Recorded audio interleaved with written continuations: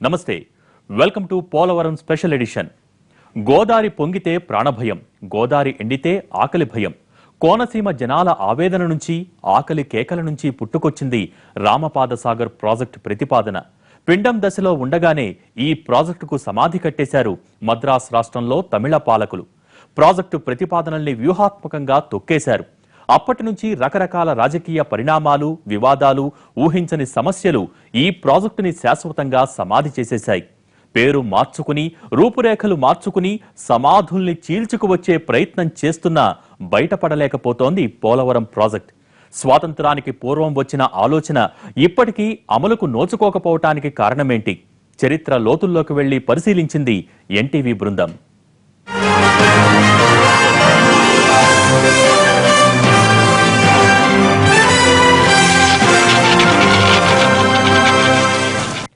నీరు పల్లమెరుగు, నిజం దేవుడెరుగు. కానీ నీటిని పల్లానికి కాకుండా పాతాళానికి పంపిన చరిత్ర ఇది. గోదావరి నది మీద ఆనకట్ట కట్టాలన్న ఆలోచన ఈనాటిది కాదు, 250 ఏళ్ల నాటిదంటే నమ్ముతారా? కానీ ఇది అక్షరాలా నిజం, చరిత్ర చెబుతున్న వాస్తవం. ఇప్పుడు ఉన్న పోలవరం ప్రాజెక్టుకు నాంది ప్రస్తావన లాంటి రామపాదసాగర్ పుట్టు పూర్వోత్తరాలు ఎక్కడో చూద్దాం.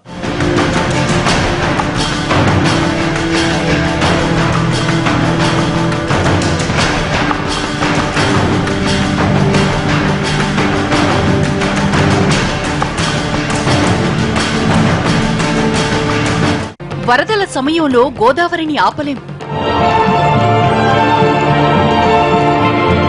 వరదలు పోయాక గోదావరిని చూడలేం. ఇది 1870ల నాటి పరిస్థితి. పైనుంచి మూకుమ్మడిగా వచ్చే లక్షల క్యూసెక్కుల వరద చూసి ప్రాణాలు అరచేతిలో పెట్టుకుని పరుగులు తీసింది నాటి ప్రజానీకం.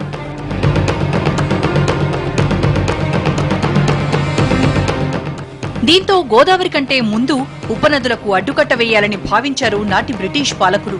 1870లో హేగ్ అనే ఇంజనీర్ శబరికి ఉపనదిగా ఉన్న సకిలేరు మీద ఆనకట్ట కట్టాలని నిర్ణయించారు. దీని ద్వారా 18,000 ఎకరాలకు నీరందించేందుకు ప్రణాళిక సిద్ధం చేశారు.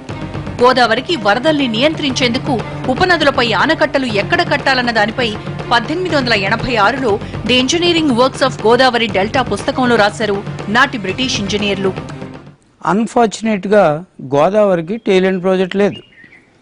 దీన్ని 1942లో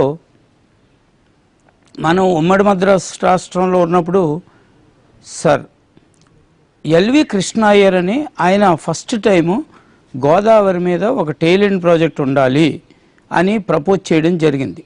ఆ ప్రాజెక్టు ఇంతవరకు లేకపోవడం వల్ల సరాసరి గోదావరి నుంచి ప్రతి ఏటా కూడా 2,500 టీఎంసీల నీరు నుంచి 3,000 టీఎంసీల నీరు వరకు వృధాగా సముద్రంలో కలిసిపోతుంది.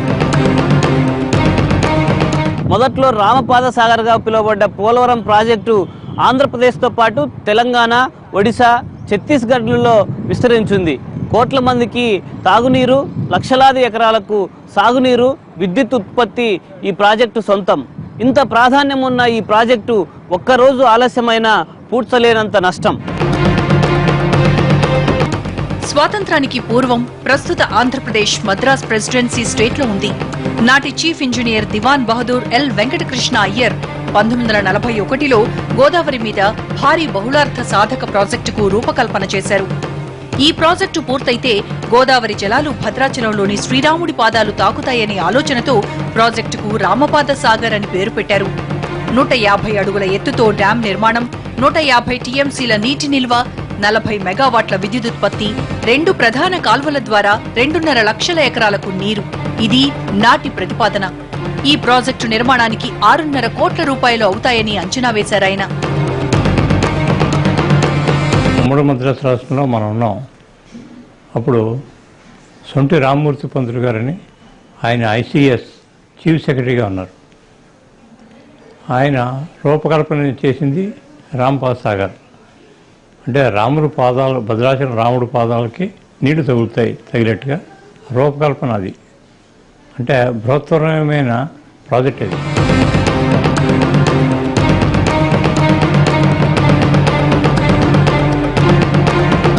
అయితే 1942 సెప్టెంబర్లోనే ఈ ప్రతిపాదనలను మార్చారాయన.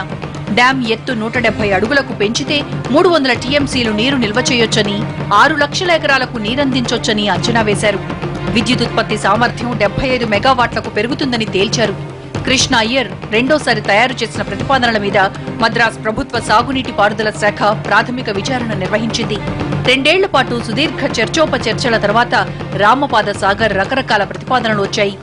దీని ప్రకారం డ్యాం ఎత్తు పెంచాలని, 2 దశల్లో నిర్మాణం చేపట్టాలని సూచించారు. ప్రాజెక్టు నిర్మాణానికి 13 స్థలాలను ఎంపిక చేశారు ఇరిగేషన్ శాఖ అధికారులు. మనకి 1900 నుంచి కూడా ప్రయత్నాలు మొదలుపెట్టిన తర్వాత ఈ పోలవరం ప్రాజెక్ట్ని చేయాలని ఒక గవర్నమెంట్, అంటే అప్పట్లో మద్రాస్ గవర్నమెంట్లోనే దీని ప్రపోజల్ వచ్చింది. అప్పట్లో యాక్చువల్గా ప్రపోజల్ అంతా అయిపోయిన తర్వాత ఈ బొగ్గు గనులు మునిగిపోతాయి అనే ఒక ఉద్దేశంతో నైజాం నవాబు గారు అడ్డుపెట్టిన అడ్డుపుల్ల ఇవాళకి కూడా ఇది బాలారెస్టాలతో ఇంకా ఎదరికి వెళ్తానే ఉంది. ఈవేళ పోలవరం ప్రాజెక్ట్ లేకపోతే దాదాపుగా 30-35 లక్షల ఎకరాల స్టెబిలైజేషన్ పోతుంది. 7,20,000 ఎకరాలు ఈ ప్రాజెక్టు మీద వచ్చే పంట వ్యవసాయం ఉండదు. 1944లో మద్రాస్ ఇరిగేషన్ విభాగం నివేదిక తయారు చేసింది. ఈ నివేదికను అధ్యయనం చేసేందుకు ప్రముఖ ఇంజనీర్లతో బోర్డు ఏర్పాటు చేసి ప్రాజెక్టు నిర్మాణంలో సాధ్యాసాధ్యాలను పరిశీలించాలని కోరారు. ఇందులో అమెరికాకు చెందిన డాక్టర్ జేఎల్ సావేజ్, భూగర్భ పరిశోధనలో అపార అనుభవం ఉన్న ప్రొఫెసర్ టెర్గాజీ, అమెరికాకే చెందిన retired chief engineer S Harper ఉన్నారు. ఈ బృందం రామపాద సాగర్ నిర్మించ తలపెట్టిన ప్రాంతాల్లో అనేకసార్లు పర్యటించింది.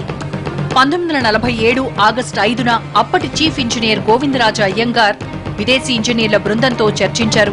ఈ సమావేశంలో విదేశీ ఇంజనీర్ల బృందం చెప్పిన మాట ఒక్కటే: రామపాద సాగర్ నిర్మాణం అత్యంత లాభదాయకం, అత్యవసరం కూడా. నెల్లూరు దగ్గర నుంచి శ్రీకాకుళం వరకు కూడా మనం నీరు ఇవ్వచ్చు, దీన్ని అంతా సస్యశ్యామలం చెయ్యొచ్చు అని ఆయన ప్రపోజ్ చేయడం. తర్వాత మన ఆంధ్ర ఇంజనీర్లు మోక్షగుండ విశ్వేశ్వరయ్య గారు, సొంటి రామమూర్తి గారు, తర్వాత కేఎల్ రావు గారు, వీళ్ళందరూ దీని మీద స్టడీ చేయడం. వీళ్లే కాకుండా ఇతర దేశాల నుంచి డాక్టర్ సాల్వేజ్, doctor Terzaghi, doctor Harper, McDonald, America, England నుంచి చాలా ఎమినెంట్ సివిల్ ఇంజనీర్స్ వాళ్ళంతా ఇక్కడికి వచ్చి పోలవరం ప్రాజెక్ట్ అతి గొప్ప ప్రాజెక్టు, ఇది కట్టాల్సిన అవసరం ఉంది అని చెప్పి 13 ఆల్టర్నేటివ్లు స్టడీ చేసి ఇప్పుడున్న ప్రజెంట్ సైట్ని డిసైడ్ చేయడం జరిగింది.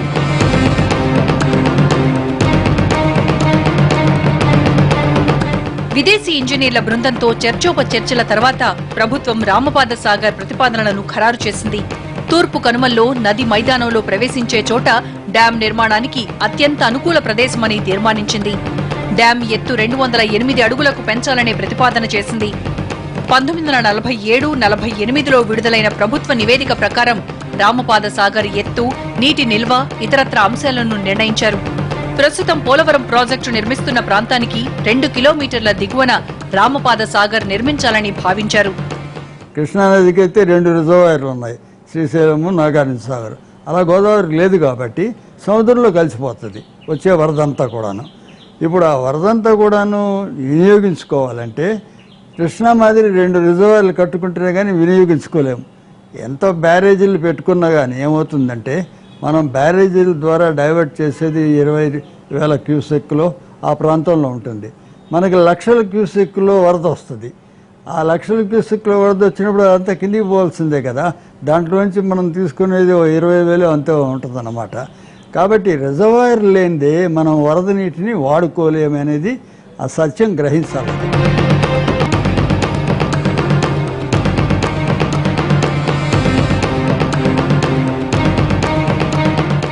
208 అడుగుల ఎత్తుతో డ్యాం నిర్మాణం, 336 టీఎంసీల నీటి నిల్వ చేసేలా ప్రాజెక్టుని డిజైన్ చేశారు.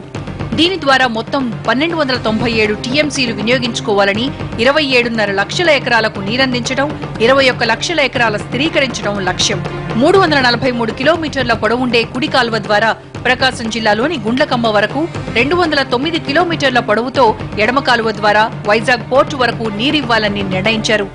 210 మెగావాట్ల విద్యుతుత్పత్తి చేసేలా పవర్ హౌస్ కట్టాలని డిజైన్ చేశారు. ఈ ప్రాజెక్టు కింద 366 ముంపు గ్రామాల్లో 3.5 లక్షల ఎకరాలు మునిగిపోతుందని అంచనా వేశారు.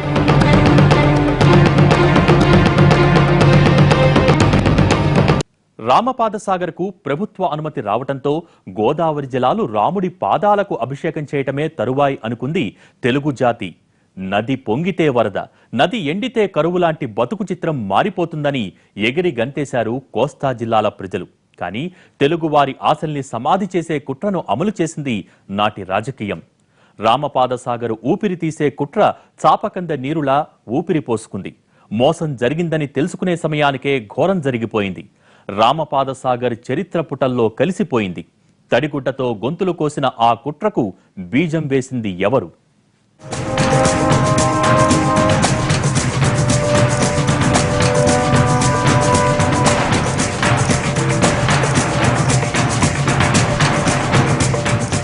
గోదావరి ఒట్టి నీటిధార కాదు, తెలుగు చరిత్రకు, సంస్కృతికి, జీవనానికి అమృత ధార. గోదావరిపై భారీ బహుళార్థ సాధక ప్రాజెక్టు నిర్మాణానికి ఎగువ ప్రాంతంలో అనువైన పరిస్థితి లేదు. పోలవరం సమీపంలో ఒక ఆనకట్ట కడితే నీరు రెండు వైపులా 100 కిలోమీటర్ల దూరం గురుత్వాకర్షణ ద్వారా ప్రవహిస్తుంది. తక్కువ ఎత్తులో డ్యాం నిర్మించినా గ్రావిటీ ద్వారా ప్రవహిస్తుంది. నదికి అటు 4 జిల్లాలు, ఇటు 4 జిల్లాలకు నీళ్లందించేలా, నదుల అనుసంధానానికి ఊతమిచ్చేలా రూపొందిందే రామపాదసాగర్. అయితే ఈ ప్రాజెక్టు ఆలోచన వచ్చిన కొద్ది రోజులకే దాన్ని 100 కిలోమీటర్ల గోతిలో పూడ్చిపెట్టే కుట్రలు జరిగాయి. ప్రస్తుత ఆంధ్రప్రదేశ్, మద్రాస్ రాష్ట్రంలో ఉండటమే ఈ ప్రాజెక్టుకు శాపంగా మారింది. 1942లో మనం మద్రాస్ స్టేట్లో ఉన్నాం, కంబైన్డ్ మద్రాస్ స్టేట్లో. ఆ రోజుల్లో ఇంత పెద్ద ప్రాజెక్ట్ ఒక ఆంధ్రప్రదేశ్కి ఇవ్వడం ఎంతవరకు సమంజసం? మన దగ్గర ఫైనాన్సెస్ లేవు అన్న కారణంతో 125 కోట్లతో అయిపోయే ప్రాజెక్ట్ని ఆ రోజు టేకప్ చేయడం జరగలేదు. అది ఈ రోజు వరకు సాకారం కాలేదు. రామపాదసాగర్ ప్రతిపాదనల విషయంలో పరిశీలనలు, పరిశోధనలు, చర్చోపచర్చల పేరుతో మద్రాస్ ప్రభుత్వం 6 ఏళ్ల పాటు కాలయాపన చేసింది.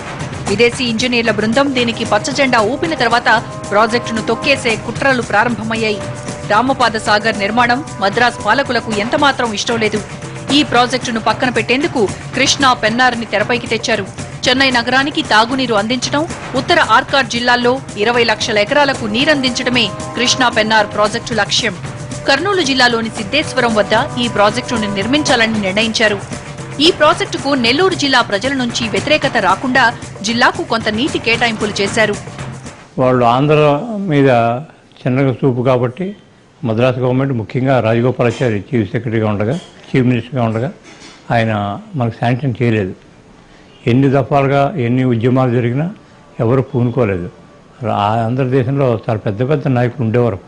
తెన్నేటి విశ్వనాథం గారు, బాబులేలు గోపాలకృష్ణ ఇలాంటి మహామహులు అంతా కూడా పోరాటం చేశారు. చేసినా వాళ్ళకి చీమ చిటుక్కుని కూడా అనలేదు, వాళ్ళు చేయలేదు. అప్పట్లో మద్రాస్ ప్రెసిడెన్సీ స్టేట్ కు వర్క్స్ మినిస్టర్ గా ఉన్న భక్తవత్సలం, చీఫ్ ఇంజనీర్ గా గోవిందరాజన్ కృష్ణా పెన్నార్ ప్రాజెక్టు కోసం రామపాదసాగర్ ప్రాజెక్టుని అడ్డుకున్నారు. రామపాదసాగర్ ప్రాజెక్టు అవసరమే కావచ్చు కానీ భారీ ఖర్చుతో కూడుకున్న వ్యవహారమని, ఇప్పుడున్న పరిస్థితుల్లో దీన్ని నిర్మించడం అసాధ్యమంటూ నివేదిక ఇచ్చారు. రామపాదసాగర్ నిర్మించాలంటే 1000 అడుగుల వరకు ఇసుక ఉందని, ఇదంతా తీయడం చాలా ఖర్చుతో కూడుకున్న వ్యవహారమని ప్రచారం చేశారు. దీనికి ప్రత్యామ్నాయాలు ఆలోచించాలని, గోదావరి మీద అక్కడక్కడ బ్యారేజీలు నిర్మించాలని ప్రతిపాదనలు పెట్టి రామపాదసాగర్ ను శాశ్వతంగా పక్కన పడేశారు. పోలవరం ప్రాజెక్ట్ అనేది మొదటి నుంచి అంటే దరిదాపు మద్రాస్ గవర్నమెంట్ రామపాదసాగర్ అనే పేరుతోటి ఇన్వెస్టిగేషన్ చేసినటువంటి ప్రాజెక్టు. అది 1940 ఆ ప్రాంతంలో చేసింది. అప్పట్లో దాని మీద ఆశ వదులుకున్నారు. ఎందుకంటే విపరీతమైన ఖర్చుతో ఉంది ఇది వల్ల కాదు, దీనివల్ల ప్రయోజనాలు ఏమంటున్నా ఆశించినంతగా ఉండదు, కట్టేది కూడా కష్టమవుతుంది, నిధులు లేవు అనే ఉద్దేశంతో అప్పుడు డ్రాప్ చేశారు. సముద్రంలోకి వృధాగా పోతున్న గోదావరి జలాలతో తెలుగు నేలను సస్యశ్యామలం చేయడం పోలవరం లక్ష్యం. స్వాతంత్రం పూర్వం నుంచి ఈ ప్రాజెక్టు ప్రతిపాదన ఉన్నా నేటికి పూర్తి కాకపోవడం పాలకుల నిర్లక్ష్యానికి నిలువెత్తు సాక్ష్యం. రామపాదసాగర్ ప్రాజెక్టు ఆగిపోవడంతో గోదావరి జిల్లాలో ఆందోళన చెలరేగింది. దీంతో కృష్ణానది మీద పులిచింతల ప్రాజెక్టును తెరపైకి తెచ్చారు. ఇదే సమయంలో హైదరాబాద్ రాష్ట్రం నుంచి కృష్ణానది మీద నందికొండ వద్ద నాగార్జున సాగర్ నిర్మాణం ప్రతిపాదన ముందుకొచ్చింది. మద్రాస్ పాలకుల వివక్షపై విసుగెత్తిన ఆంధ్రులు తమకు ప్రత్యేక రాష్ట్రం కావాలని ఉద్యమించడంతో 1953లో మద్రాసు నుంచి ఆంధ్రప్రదేశ్ విడిపోయింది. ఏపీ ముఖ్యమంత్రిగా ప్రకాశం పంతుల్ని ఎన్నుకున్నారు. 1954లో ఆయన ప్రభుత్వం పడిపోయింది. 1955లో అధికారంలోకి వచ్చిన నీలం సంజీవరెడ్డి, అప్పటి గవర్నర్ త్రివేది రాష్ట్రానికి ఏదో ఒక ప్రాజెక్ట్ ఇవ్వాలని నిర్ణయించారు. దీంతో అప్పటికే సిద్ధంగా ఉన్న నందికొండ ప్రాజెక్ట్ మరోసారి తెరపైకొచ్చింది.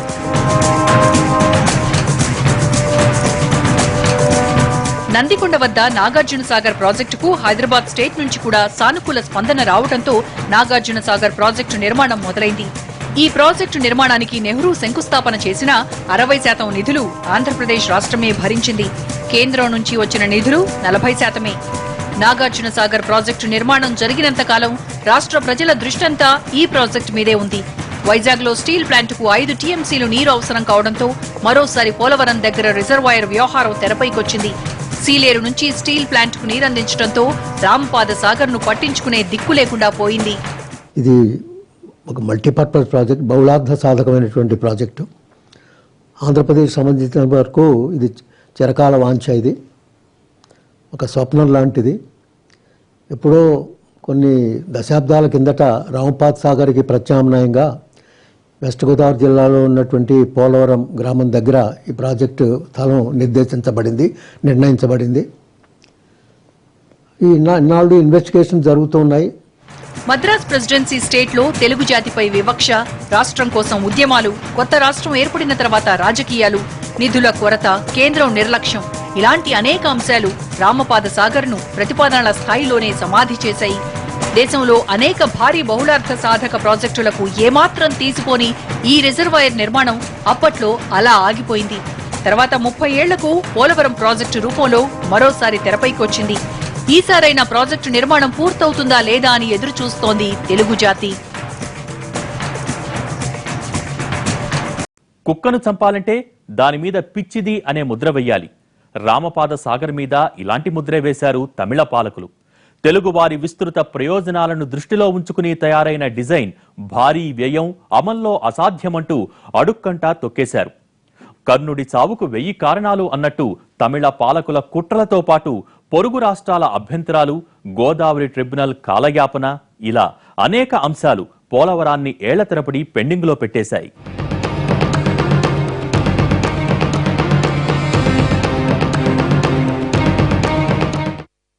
ప్రతి ఏటా గోదావరికి వరదలు సహజం. పండిన పంట నాశనం కావడం, కోట్లాది రూపాయల ఆస్తి నష్టం జరుగుతోంది. ప్రతి వరద పోలవరం నిర్మాణాన్ని గుర్తు చేస్తోంది.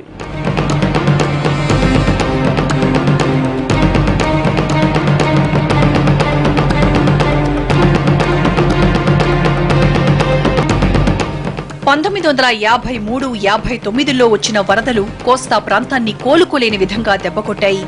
ఈ వరదల్లో ఆస్తి, ప్రాణ నష్టం భారీగా జరిగింది. పంటలు దెబ్బతిన్నాయి.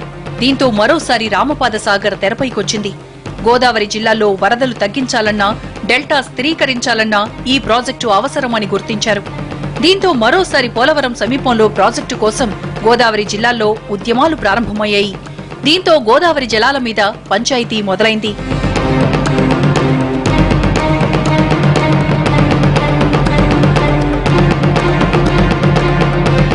ఈ వివాదాల్ని పరిష్కరించేందుకు ప్రభుత్వం గోదావరి ట్రిబ్యునల్ ఏర్పాటు చేయడంతో జలాల పంపిణీ వివాదం ట్రిబ్యునల్కు చేరింది. 1951 ఒప్పందాల ప్రకారం కృష్ణా, గోదావరి జలాలను బేసిన్లోని రాష్ట్రాలకు కేటాయించారు. 1956లో రాష్ట్రాలను పునర్వ్యవస్థీకరించిన తర్వాత రాష్ట్రాల సరిహద్దులు మారిపోయాయి. కొత్త రాష్ట్రాలొచ్చాయి. దీని ఆధారంగా నీటి కేటాయింపులు కూడా మారిపోయాయి. దీంతో వివాదాలు ఏర్పడటంతో కేంద్ర ప్రభుత్వం 1969 ఏప్రిల్ 10న గోదావరి జలాల వివాదాల పరిష్కార ట్రిబ్యునల్ ఏర్పాటు చేసింది. కృష్ణానది మీద రిజర్వాయర్ల నిర్మాణం ప్రారంభమైనా గోదావరి మీద ఏ రాష్ట్రం కూడా ప్రాజెక్టుల నిర్మాణం చేపట్టలేదు. అన్ని భారీ సాగునీటి ప్రాజెక్టులలాగే పోలవరంను అనేక వివాదాలు వెంటాడుతున్నాయి. పక్క రాష్ట్రాల కేసులకు తోడు పర్యావరణ అనుమతులు, నిర్వాసితుల సమస్యలు పోలవరంను వెంటాడుతున్నాయి. ట్రిబ్యునల్ ఏర్పాటైన ఏప్రిల్ 1974 వరకు గోదావరి జలాల పంపిణీ గురించి ఎలాంటి వాదనలు వినలేదు. కృష్ణానది విషయంలోనూ ఇదే పరిస్థితి. దీంతో వివాదాలు పెండింగ్లో పడిపోవడంతో ఏ రాష్ట్రం కూడా గోదావరి మీద ప్రాజెక్టుల నిర్మాణం చేపట్టలేదు.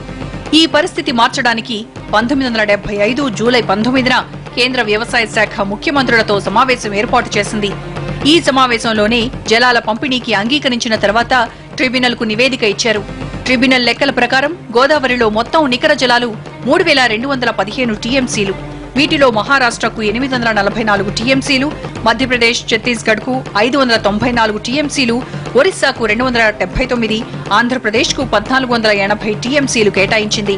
సమైక్య ఆంధ్రప్రదేశ్ లో 1956లో మొదటిసారిగా గోదావరి మీద శ్రీరామ్ సాగర్ ప్రాజెక్టు నిర్మించారు. గోదావరి జలాల పంపిణీ పూర్తయిన తర్వాత ఆంధ్రప్రదేశ్ ప్రభుత్వం పోలవరం వద్ద ప్రాజెక్టు నిర్మించేందుకు కర్ణాటక, మహారాష్ట్ర, మధ్యప్రదేశ్, ఒరిస్సా ప్రభుత్వాలతో ఒప్పందం కుదుర్చుకుంది. పోలవరం నిర్మాణానికి 1971లో కొత్త డిజైన్ వచ్చింది. రామపాద సాగర్లో 208 అడుగుల ఎత్తున్న డ్యాం ఎత్తు 179 అడుగులు తగ్గించారు. ఇంత ఎత్తులో డ్యాం నిర్మించడానికి ఒడిశా అంగీకరించలేదు. దీంతో ఈ వ్యవహారం మరోసారి ట్రిబ్యునల్ కు చేరింది. ఇది ఒరిస్సా, ఛత్తీస్గఢ్ వేసే కూడా చాలా తప్పుడు వేషాలు. ఎంచేదంటే అక్కడ మామూలుగా అయితే దానికి 7 తండాలు మునిగిపోతాయి. మనం అది కూడా ఒక ఇన్సూరెన్స్ ఇచ్చాం. అటవీ భూమికి అటవీ భూమి ఇస్తున్నాం మనం. రెండోది అక్కడ మీకు ఏ విధమైన ఫ్లో లేకుండా, గ్రామాలు మొలగకుండా మేము దాన్ని కరకట్ట మేమే నిర్మించుకుని మీకు ఏ విధమైన ఇబ్బంది లేకుండా కూడా అని హామీ ఇచ్చిన తర్వాత ఈ రకంగా వాళ్ళు చేయటం అనేది పూర్తిగా దురుద్దేశపూరితమైనది తప్ప ఈ ప్రాజెక్ట్ రాకుండా చేయటం అనేది తెలంగాణ ప్రాంతం కానీ ఇది కానీ. ఆంధ్రప్రదేశ్ విడిపోయిన తర్వాత తెలంగాణకు 950 టీఎంసీలు, ఏపీకి 530 టీఎంసీలు కేటాయించారు. ఇందులో ఆంధ్రప్రదేశ్ కనీసం 100 టీఎంసీలు కూడా వాడుకునే పరిస్థితి లేదు. ధవళేశ్వరం వద్ద బ్యారేజ్ ఉన్నా అందులో 12 టీఎంసీలకు మించి ఉపయోగించుకోవడం లేదు. దీంతో ఏటా 1000 టీఎంసీలు సముద్రంలో కలుస్తున్నాయి. నికర జలాలే వాడుకోలేని నిస్సహాయ స్థితిలో ఉంది ఏపీ ప్రభుత్వం. రాష్ట్రానికి కేటాయించిన గోదావరి జలాల్లో 90% సముద్రం పాలవుతున్నాయి. ఈ వృధాకు అడ్డుకట్ట వేయగలిగేది పోలవరం ప్రాజెక్టు ఒక్కటే. పోలవరం దగ్గర రిజర్వాయర్ నిర్మాణం పూర్తయితే ఆంధ్రప్రదేశ్ చరిత్ర పోలవరానికి ముందు, పోలవరం తర్వాత అనేలా మారిపోవడం ఖాయం.